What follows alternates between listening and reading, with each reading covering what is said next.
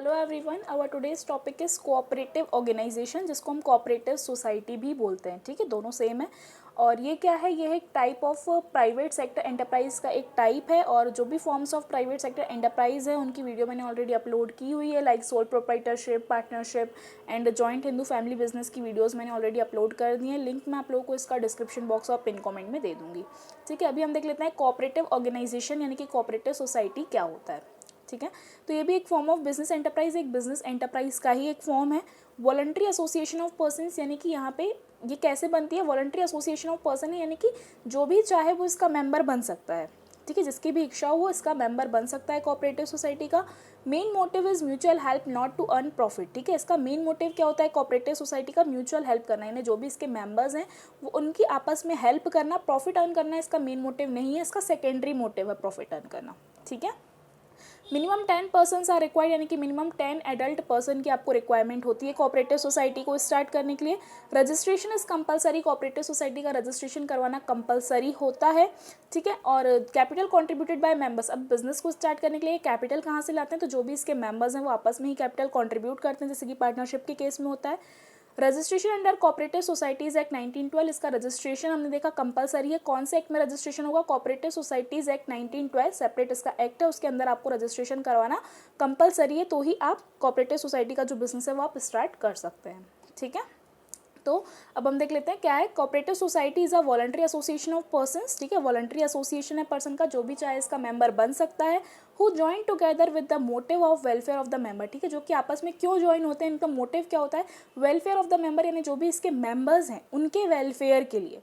ठीक है, उनके वेलफेयर के लिए, यानी कि अगर हम इसको समझें सो लाइक अगर किसी प्रोडक्ट की मैन्युफैक्चरिंग कॉस्ट है 50 रुपीज़, ठीक है, और वो मार्केट में वो होलसेलर उसको खरीदेगा, फिर वो रिटेलर को देगा, और जाते कस्टमर को वो सपोज करो कि आप 100 रुपीज़ में मिलती है वही चीज़। ठीक है, तो ये जो बीच के जो भी हमारे होलसेलर्स आते हैं, रिटेलर्स आते हैं, इन सबको हटा करके ये लोग डायरेक्ट ही कंपनी से माल को ख़रीद करके और अपने मेंबर्स को देते हैं। ठीक है, जैसे 50 रुपये का 60-70 रुपीज़ में देंगे, तो इससे क्या होता है कि जो भी मेंबर्स हैं उनके वेलफेयर के लिए।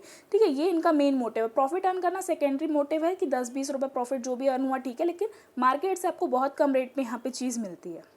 ठीक है, तो ये इनका मेन मोटिव होता है। एक बार हम फिर से देख लेते हैं कोऑपरेटिव सोसाइटी क्या होता है। एक फॉर्म ऑफ बिजनेस एंटरप्राइज है, वॉलंटरी एसोसिएशन ऑफ पर्सन है, जो भी चाहे इसका मेंबर बन सकता है। मेन मोटिव जो होता है वो म्यूचुअल हेल्प करना होता है, प्रॉफिट अर्न करना इनका सेकेंडरी मोटिव है।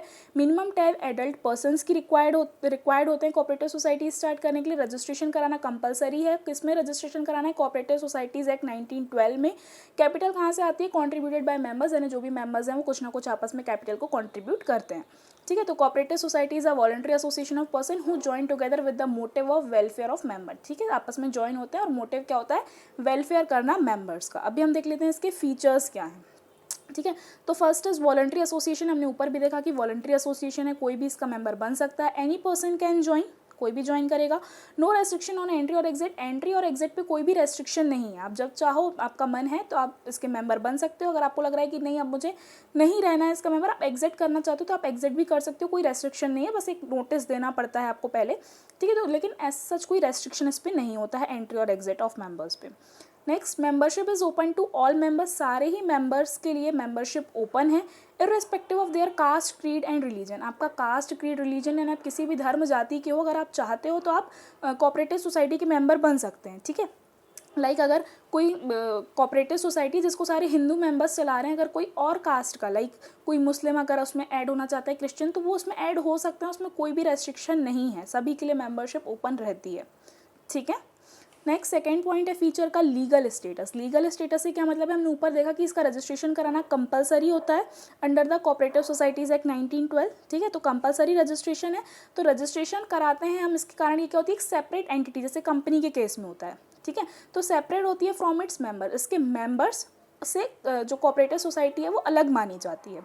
ठीक है, लॉ की नज़र में दोनों ही कोऑपरेटिव सोसाइटी और उसके मेंबर्स दोनों ही अलग अलग है, यानी कोई भी मेंबर आए जाए कोऑपरेटिव सोसाइटी के एग्जिस्टेंस में कोई भी फ़र्क पड़ने वाला नहीं है।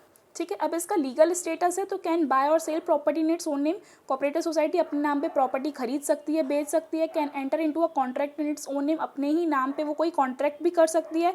Death insolvency of any member does not affect the existence of cooperative society, किसी मेंबर की डेथ हो जाती है, इंसॉल्वेंसी हो जाती है तो वो कोऑपरेटिव सोसाइटी के एग्जिस्टेंस को अफेक्ट नहीं करेगी।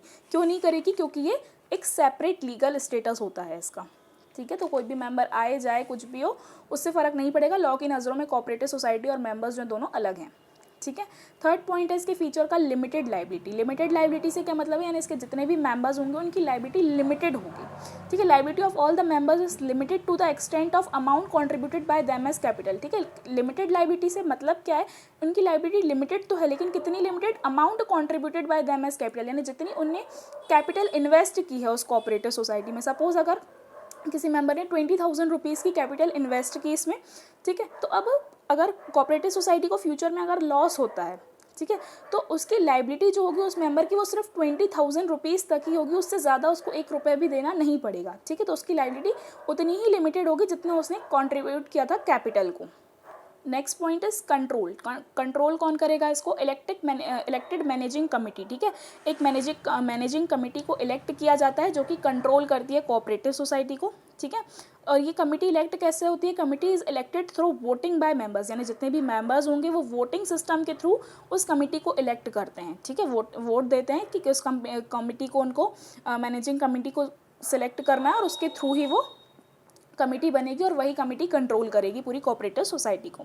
Next service motive. हमने पहले भी देखा इनका मेन मोटिव जो होता है वो म्यूचुअल हेल्प करना होता है, प्रॉफिट अर्न करना सेकेंडरी मोटिव है। Main motive is to provide service to its members को सर्विस प्रोवाइड करना मेन मोटिव है। Earning profit is secondary motive. ठीक है, प्रॉफिट अर्न करना इनका सेकेंडरी मोटिव है। इक्वल वोटिंग राइट्स, यानी कि सभी मेंबर्स को इक्वल वोटिंग राइट्स मिलेंगे। Work with democratic principle of one man one vote. ठीक है, ये डेमोक्रेटिक प्रिंसिपल में काम करती है। ठीक है, यानी प्रजातंत्र के प्रिंसिपल पे चलती है कि सिर्फ एक मैन को एक ही वोट काउंट किया जाएगा। वन मैन वन वोट के प्रिंसिपल पे ये चलती है। All members get only one voting right respective of capital contributed bye them. ठीक है, जितने भी मेंबर्स होंगे सभी के पास एक ही वोटिंग राइट होगा। ठीक है, चाहे अगर किसी ने 10,000 रुपये कैपिटल कॉन्ट्रीब्यूट किए, किसी ने 1,00,000 रुपये कॉन्ट्रीब्यूट किए, पर दोनों के जो राइट्स होंगे वो सेम ही होंगे। ठीक है, एक ही वोटिंग राइट मिलेगा चाहे उन्हें कितनी भी कैपिटल कॉन्ट्रीब्यूट की हो, उससे कोई फ़र्क पड़ने वाला नहीं है। ठीक है, तो एक बार हम फटाफट से रिवाइज कर लेते हैं क्या फीचर्स है। वॉलंटरी एसोसिएशन है, कोई भी चाहे उसमें ज्वाइन कर सकता है, जब चाहे उसको एग्जिट कर सकता है। लीगल स्टेटस यानी इसका रजिस्ट्रेशन कंपलसरी है, इसके कारण ये एक सेपरेट एंटिटी होती है फ्रॉम इट्स मेंबर, अपने नाम पे प्रॉपर्टी खरीद सकती है। ठीक है, अपने नाम पे कॉन्ट्रैक्ट कर सकती है, अपने नाम पे प्रॉपर्टी वो सेल कर सकती है। किसी पार्टनर की डेथ इंसॉल्वेंसी से इसमें कोई भी इफेक्ट नहीं आएगा इसकी एग्जिस्टेंस में। लिमिटेड लाइबिलिटी, सारे मेंबर्स की लाइबिलिटी लिमिटेड होगी to the amount contributed by them as capital. Control कौन करेगा? इलेक्टेड मैनेजिंग कमिटी इस पर कंट्रोल करती है। इसका सर्विस मोटिव होता है मेन, और प्रॉफिट अर्न करना सेकेंडरी मोटिव है। इक्वल वोटिंग राइट, सारे ही मेंबर्स को इक्वल वोटिंग राइट मिलेंगे, one by one vote count होगा, चाहे उनका कैपिटल उन्हें कितने भी कंट्रीब्यूट किया उससे कोई भी फर्क पड़ने वाला नहीं है। ठीक है, और इसकी मेरिट्स और डीमेरिट्स मैं आप लोगों के साथ नेक्स्ट वीडियो में शेयर करूँगी। तो अगर अभी तक आप लोगों ने मेरे चैनल को सब्सक्राइब नहीं किया है तो please make sure to subscribe.